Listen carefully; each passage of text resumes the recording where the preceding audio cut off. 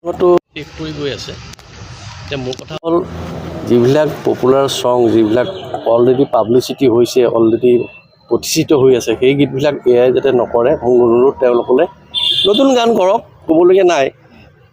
কিন্তু যিবিলাক অলৰেডি প্ৰতিষ্ঠিত হৈছে গীত, মানুহে সমাজে মানে পাব্লিকে লৈছে, গ্ৰহণ কৰিছে, সেই গানবিলাক যাতে এআই নষ্ট নকৰে, তাৰ বাবে তেওঁলোকলৈ অনুৰোধ। আৰু তাৰ কাৰণে আমি অকণমান পুলিচৰ লগত আৰক্ষীৰ লগত যোগাযোগ কৰিছোঁ এইটো বন্ধ কৰিবৰ কাৰণে। কি কৰে চাওঁ আৰক্ষীয়ে, তাৰ বাবে আমি আজি ইয়ালৈ আহিছোঁ।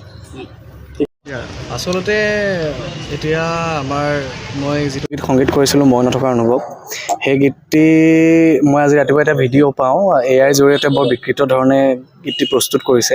আৰু মই আগতেও পাইছিলোঁ 2-3টি ভিডিঅ', মই গুৰুত্ব ইমান দিয়া নাছিলোঁ। কিন্তু আজিৰ গীতটোৱে মোক মানে বেছি অকণমান মনটো বেয়া লগালে। গীতটি আপোনালোকক দিব চাগে, ইয়াত বৰ বেয়া ধৰণে প্ৰস্তুত কৰিছে। আৰু এআই যদি আমাৰ মাজত এনেধৰণে সদায় নতুন নতুন ধৰণে বিকৃত কৰি দিয়ে, তেতিয়াহ'লে আমি হয়তো ভালকৈ কাম কৰিবলৈ সাহস নাপাম। আৰু নৱপ্ৰজন্ম আমি নিজে শিকি থকা, নিজে দেখি শিকা, হয়তো এতিয়া নতুন এজন ল'ৰাই যদি এআইতে গান কৰিবলৈ লয়, তেওঁলোকে শিকিব কি? আচলতে পৰিস্থিতিটো অকণমান বেয়া হোৱাৰ কাৰণে আজি আমি কেছটো দিবলৈ বাধ্য হৈছোঁ। গীতটিৰ লগত জড়িত RF আকাশ দা আছিলে, আৰু মই গীতটিত সংগীত কৰিছিলোঁ মই নথকা অনুভৱ। জুবিন দাই গাইছিলে, আৰু সেই গীতটি আমি এতিয়া কথা পাতি RF আকাশ দাৰ লগত এনেধৰণে কেছ এটা